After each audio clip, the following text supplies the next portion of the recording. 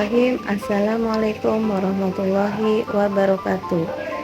Perkenalkan, nama saya Nur Ajijah Denarni, NIM 1872 150317, Prodi Pendidikan Ekonomi.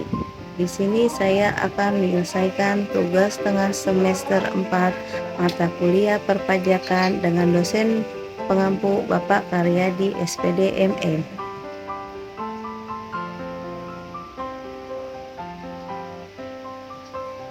Pembahasan kali ini adalah tentang satu sistem self assessment, yaitu pendaftaran, pelaporan, dan pembayaran pajak. Yang kedua adalah surat ketetapan pajak. Yang ketiga, pemeriksaan dan penyidikan pajak. Yang keempat adalah pajak daerah dan retribusi daerah. Yang kelima adalah pajak bumi dan bangunan.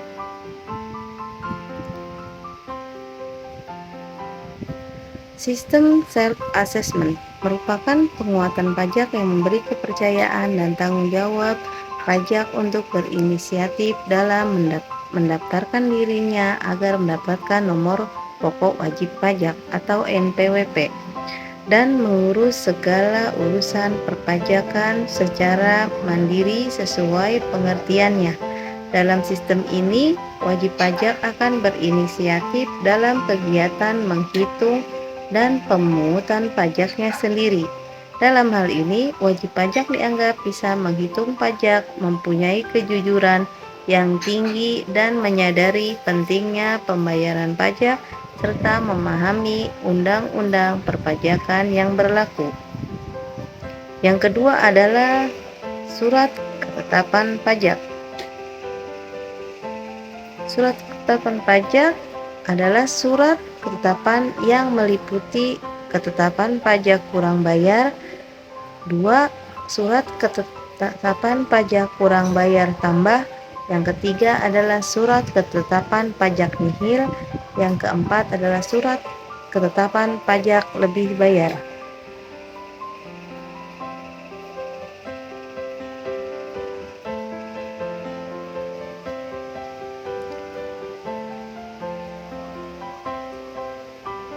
Kekuatan hukum pajak atau STP. Surat tagihan pajak mempunyai kekuatan hukum yang sama dengan surat ketetapan pajak, sehingga dalam hal penagihan pajak juga dapat dilakukan dengan surat paksa. Surat tagihan pajak. Pengertian STP adalah surat untuk melakukan tagihan pajak administrasi berupa bunga atau denda.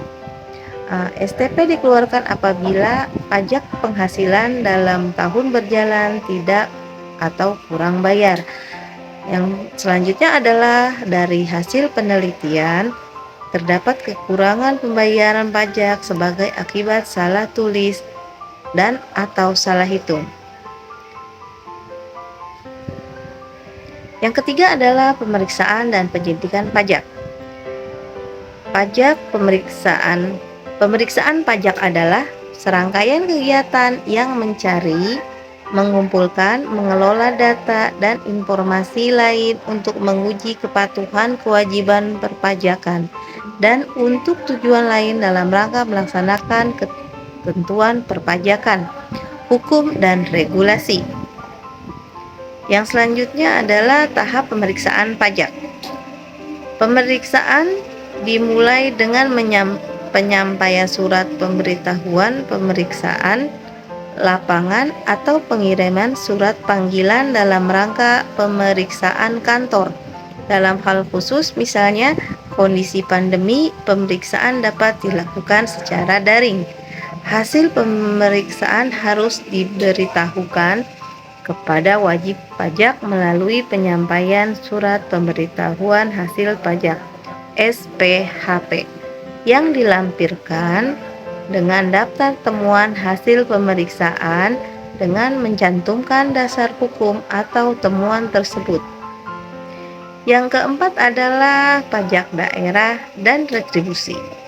Pajak daerah yang selanjutnya disebut pajak adalah kontribusi wajib kepada daerah yang terutang oleh pribadi atau badan yang bersifat memaksa. berdasarkan undang-undang dengan tidak mendapatkan imbalan secara langsung dan digunakan untuk keperluan daerah bagi sebesar-besarnya kemakmuran rakyat. Sedangkan dasar hukum, sumber-sumber penerimaan bagi daerah yang digali dan digunakan sesuai dengan potensi masing-masing. Sumber-sumber penerimaan tersebut dapat berupa pajak atau retribusi sesuai dengan amanat Undang-Undang Dasar tahun 1945. Setiap pungutan yang membebani masyarakat, baik berupa pajak atau retribusi, harus diatur dengan undang-undang, yaitu satu Undang-Undang tahun 34 tahun 2000 yang merupakan penyempurnaan dari Undang-Undang nomor 18 tahun 97 tentang pajak daerah dan retribusi. Yang kedua adalah PP nomor 65 tahun 2001 tentang pajak daerah dan PP nomor 66 tahun 2001 tentang retribusi daerah. Yang kelima adalah pajak bumi dan bangunan. Pajak bumi dan bangunan atau PBB merupakan sebuah biaya yang harus disetorkan atas keberadaan tanah dan bangunan yang memberikan keuntungan dan kedudukan sosial ekonomi bagi seseorang ataupun badan. Karena pajak bumi dan bangunan bersifat kebendaan, maka secara tarifnya ditentukan dari keadaan objek bumi atau bangunan yang ada. Objek dan sumber pajak bumi dan bangunan. Definisi dari objek pajak bumi dan bangunan atau objek PBB sendiri merupakan tanah atau bangunan yang wajib untuk dipungut pajak. Objek pajak bumi dan bangunan meliputi sawah, ladang, kebun, tanah, perkarangan, dan tambang. Sedangkan untuk objek bangunan dalam pajak bumi dan bangunan meliputi rumah tinggal, bangunan usaha, gedung bertingkat, pusat perbelanjaan, pagar mewah, kolam renang, jalan tol.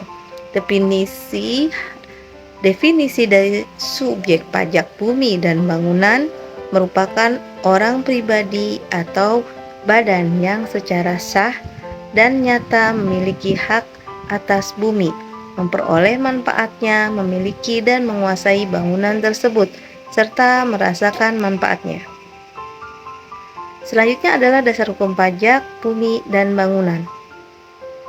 Pajak bumi dan bangunan PBB pada dasarnya diatur dalam beberapa undang-undang, yaitu di Indonesia yaitu Undang-Undang Nomor 12 Tahun 94 tentang perubahan atas Undang-Undang Nomor 12 Tahun 85 yang terkait pajak bumi dan bangunan, yang mengatur semua tentang pungutan atas pajak bumi dan bangunan. Undang-Undang Nomor 28 Tahun 2009 tentang pajak dan retribusi daerah yang menjelaskan bahwa pemerintah kabupaten atau pemerintah kota memiliki wewenang dalam melakukan pungutan atas pajak bumi dan bangunan PBB di sektor pedesaan dan perkotaan atau PBB P2, bahwa pemerintah atau pusat memiliki wewenang terhadap sektor pertambangan, perhutanan, dan perkebunan atau PBB P3. Menentukan perhitungan PBB. Terdapat 3 tahap yang dilakukan dalam memperhitungkan pajak bumi dan bangunan, yaitu 1. Menilai jual objek pajak atau NJOP. Yang kedua adalah menentukan nilai jual karena pajak NJKP. Yang ketiga adalah menghitung pajak bumi dan bangunan. Kesimpulannya adalah setiap pemilik properti wajib membayar PBB tiap tahun untuk memberikan keuntungan dan kedudukan sosial ekonomi bagi badan atau perseorangan. Karena itu, sangat penting memahami waktu pembayaran agar terhindar dari sanksi tindak PBB, tidak membayar PBB. Tapi, tidak semua bangunan menjadi objek pajak yang wajib membayar PBB. Beberapa bangunan yang diperuntukkan untuk kepentingan umum seperti ibadah sosial, pendidikan, kesehatan, dan kebudayaan nasional yang tidak dimaksud untuk mendapat keuntungan tidak perlu membayar PBB. Selain itu, pemakaman, hutan lindung, dan bangunan untuk perwakilan diplomatik juga tidak membayar pajak. Demikianlah presentasi saya kali ini tentang perpajakan. Terima kasih. Assalamualaikum warahmatullahi wabarakatuh.